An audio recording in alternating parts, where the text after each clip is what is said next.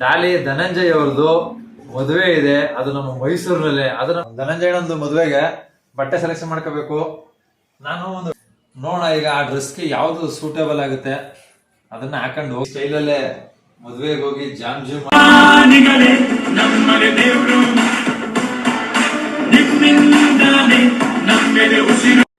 ಇವತ್ತು ನಮ್ಮ GPI ರಂಗತಂಡದ ಹಿರಿಯ ಕಲಾವಿದ ಮತ್ತು ಸಿನಿಮಾ ರಂಗದಲ್ಲಿ ನಟರಾಕ್ಷಸ ಅಂತ ಹೆಸರು ತಗೊಂಡಿರೋರು ಡಾಲಿ ಧನಂಜಯ್ ಅವ್ರದ್ದು ಮದುವೆ ಇದೆ, ಅದು ನಮ್ಮ ಮೈಸೂರಿನಲ್ಲೇ. ಅದು ನಮ್ಗೆ ತುಂಬಾ ಖುಷಿ ವಿಚಾರ. ಈಗ ಅವ್ರ ಮದುವೆಗೆ ಹೋಗ್ಬೇಕು, ಯಾವ್ಯಾವ ರೀತಿ ಬಟ್ಟೆ ಹಾಕಬೇಕು ಅನ್ನೋದೊಂದು ಟೆನ್ಷನ್ ಐತೆ ತಲೆಯಲ್ಲಿ. ಯಾವ ರೀತಿ ಕಾಸ್ಟ್ಯೂಮ್ ಹಾಕೊಂಡು ಹೆಂಗೆ ಒಂಥರ ಇದ್ರಾಗ ಹೋಗ್ಲಾ ವಿಜೃಂಭಣೆಯಿಂದ, ಅಥವಾ ಸುಮ್ಮನೆ ಜೀನ್ಸ್ ಪ್ಯಾಂಟ್ ಹಾಕೊಂಡು ಪ್ಯಾಂಕಿ ತರ ಹೋಗ್ಲಾ, ನನಗಿನ್ನೂ ಗೊತ್ತಾಯ್ತಾ ಇಲ್ಲ ಏನ್ ಮಾಡ್ಬೇಕು ಅಂತ. ಒಟ್ಟಾರೆಯಾಗಿ ಒಂದು ಸೂಪರ್ ಆಗಿರೋ ಫ್ಯಾನ್ಸಿ ಡ್ರೆಸ್ ಹಾಕ ಹೋಗ್ಬೇಕು. ಈಗ ಅಲ್ಲಿ ನೋಡ್ತೀನಿ, ನನ್ನ ಬೀರು ಓಪನ್ ಮಾಡ್ತೀನಿ, ಯಾವ್ದು ಬಟ್ಟೆ ಚೆನ್ನಾಗಿರ್ತದೆ, ನಮ್ಗೆ ಯಾವ್ದು ಹೊಂದ್ಕೋತದೆ ಮತ್ತೆ ಯಾವ್ದು ಇಷ್ಟ ಆಯ್ತದೆ ಅದು ಹಾಕೊಂಡು ಹೋಯ್ತೀನಿ. ಬನ್ನಿ ಅದು ಯಾವ ಬಟ್ಟೆ ಅಂತ ತೋರಿಸ್ತೀನಿ ನಿಮ್ಗೆ. ಸರಿ, ಇವಾಗ ಧನಂಜಯನೊಂದು ಮದುವೆಗೆ ಬಟ್ಟೆ ಸೆಲೆಕ್ಷನ್ ಮಾಡ್ಕೋಬೇಕು. ನಾನು ಒಂದು ಟೀ ಶರ್ಟ್ ತಗೊಂಡಿದ್ದೆ, ಇದೊಂದು ಹೊಸ ಟೀ ಶರ್ಟ್ ತಗೊಂಡೆ. ಇದೊಂಥರ ಟೀ ಶರ್ಟ್ ತರ ಇರೋ ಶರ್ಟ್ ಇದು. ಇದನ್ನೇ ಹಾಕೊಂಡು ಹೋಯ್ತೀನಿ. ಇನ್ನು ಪ್ಯಾಂಟ್ಗಳು ಒಂದು ಯಾವುದು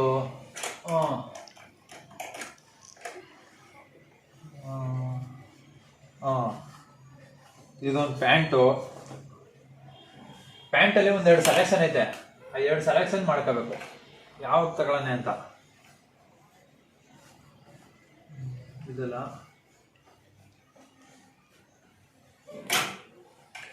ಓಕೆ, ಇದೊಂದು ಬ್ಲ್ಯಾಕು. ಓಕೆ,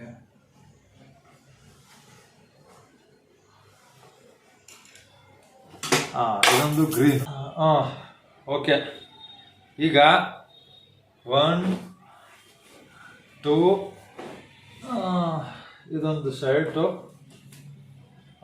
ಇದೊಂದು 3 ನೋಡಿ. ಇವಾಗ ನಾನು 3 ಪ್ಯಾಂಟ್ ಎತ್ಕೊಂಡಿದ್ದೀನಿ, ಒಂದು ಶರ್ಟ್ ತರ ಇರೋ ಟಿ ಶರ್ಟ್ ಎತ್ಕೊಂಡಿದ್ದೀನಿ.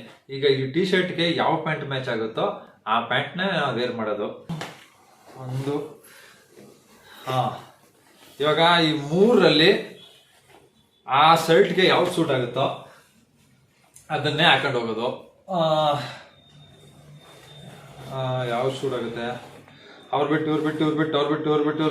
ಇವ್ರಿಗೆ ಯಾರಿಗೆ ಸೂಟು, ಇದು ಸೂಟ್ ಆಗುತ್ತಾ? ಸೂಟ್ ಆಗಲ್ಲ. ಬ್ಲ್ಯಾಕು ಸೂಟ್ ಆಗಲ್ಲ, ಈ ಪ್ಯಾಂಟ್ ಸೂಟ್ ಆಗುತ್ತೆ. ಓಕೆ, ನಮ್ಗೊಂದು ಸ್ವಲ್ಪ ಡ್ರೆಸ್ಸಿಂಗ್ ಸೆನ್ಸ್ ಐತೆ. ಹಾಕಾಗ್ಬಿಟ್ರೆ ಈಗ ನನಗೆ ಈ ಟ್ರೆಡಿಷನಲ್ ಆಗಿ ಹೋಗವ ಅಂತ ಅನ್ಕೊಂಡೆ. ಆಮೇಲೆ ನಮ್ ಜೊತೆ ಬರೋ ಅಣ್ಣ ತಂದಿರೋ ನಮ್ಮ ಫ್ರೆಂಡ್ಸ್ಗಳು ಬೆಚ್ಬಿಡ್ತಾರೆ, ಅಣ್ಣ ಸಾಕಣ ಅವಳಿ ತಡೆಯಕ್ಕಾಗಲ್ಲ ಅಂತ. ಅದಕ್ಕೋಸ್ಕರ ನಾರ್ಮಲ್ ಪ್ಯಾಂಟ್ ಶರ್ಟ್ ಹಾಕೊಂಡು ಹೋಯ್ತಾ ಇದ್ದೀನಿ. ನಮ್ಮ ಹರಿಯಣ್ಣವರು ಮೆಸೇಜ್ ಹಾಕ್ಬಿಡ್ತಾರೆ ಅದಕ್ಕೂ, ಆಮೇಲೆ ಏನ್ ಟ್ರೆಡಿಷನಲ್ ಆಗಿ ಬಂದಿದ್ಯಾ ಅಂತ. ಅದಕ್ಕೆ ನಾವು ಬರೀ ಈಗ ಜೀನ್ಸ್ ಪ್ಯಾಂಟು ಇದು ಹಾಕೊಂಡು ಹೋಯ್ತೀವಿ ಈಗ. ಓಕೆ, ಈಗ ಪ್ಯಾಂಟು ಶರ್ಟ್ ಸೆಲೆಕ್ಟ್ ಆಯಿತು. ನೆಕ್ಸ್ಟ್ ಇದಕ್ಕೆ ಆಕ್ಸೆಸರೀಸ್ಗಳು ಏನು ಹಾಕೊಳ್ಳಿ,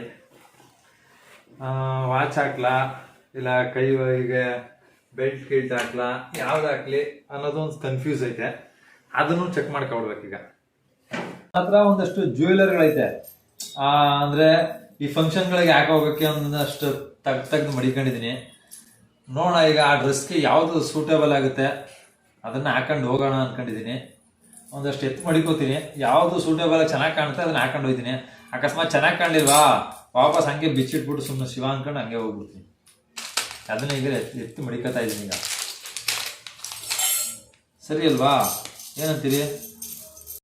ಓಕೆ, ಇವಾಗ ಧನಂಜಯನ ಮದುವೆಗೆ ಹೋಗೋಕೆ ಒಂದಷ್ಟು ಡ್ರೆಸ್ಗಳು, ಒಂದಷ್ಟು ಜ್ಯುವೆಲರ್ಸ್ಗಳನ್ನೆಲ್ಲ ಎದಾಕೊಂಡಿದ್ದೀನಿ. ಇದಿಷ್ಟು ಹಾಕೊಂಡು ನಾನು ನಿಮಗೆ ತೋರಿಸ್ತೀನಿ ಹೇಗಿರುತ್ತೆ ನೋಡಿ. ಈಗ ಇದನ್ನೇ ಯಾಕಂದ್ರೆ ಅಣ್ಣನ ಮದುವೆಗೆ ಹೋಗೋದೆ. ಓಕೆ, ಕಂಪ್ಲೀಟ್ ರೆಡಿ ಆಗಿದ್ದೀನಿ. ಈಗ ಈ ಸ್ಟೈಲಲ್ಲೇ ಮದ್ವೆಗೆ ಹೋಗಿ ಜಾಮ್ ಆಗಿ ಓಡಾಡ್ಕೊ ಬರ್ತೀನಿ. ನೋಡಿ ಈ ತರ ರೆಡಿ ಆಗಿದ್ದೀನಿ. ಈ ಕಾಸ್ಟ್ಯೂಮು, ಈ ಪ್ಯಾಂಟ್, ಶರ್ಟ್, ಈ ವಾಚ್, ಈ ಕನ್ನಡಕ. ಓಕೆ, ಈಗ ಇದೇ ರೀತಿ ಅಣ್ಣನ ಮದುವೆಗೆ ಹೋಗೋಣ, ಫುಲ್ ಓಡಾಡಿ ಮಜಾ ಮಾಡೋಣ. ಅಲ್ಲಿ ಏನೇನಾಗುತ್ತೆ ಅಂತ ನಾನು ನಿಮ್ಗೆ ಫುಲ್ ತೋರಿಸ್ತೀನಿ. ಮಾತ್ರ ನೀವು ಈ ವಿಡಿಯೋಗಳಿಗೆ ಕಂಟಿನ್ಯೂಟಿ ಕಾಯ್ತಾ ಇರಬೇಕು. ಈ ವಿಡಿಯೋನ ನೋಡಿದ್ದಕ್ಕೆ ಎಲ್ಲರಿಗೂ ತುಂಬ ಧನ್ಯವಾದಗಳು. ಇದೇ ರೀತಿ ಕಲಾಚಂದನ 1438 ಯೂಟ್ಯೂಬ್ ಚಾನಲ್ ನ ಸಬ್ಸ್ಕ್ರೈಬ್ ಮಾಡಿ, ಲೈಕ್ ಮಾಡಿ, ಶೇರ್ ಮಾಡಿ, ಮತ್ತೆ ಕಮೆಂಟ್ಸ್ ಮಾಡಿ. ಬನ್ನಿ ಇವಾಗ ಮದುವೆ ಹೋಗೋಣ, ಸಾಕು.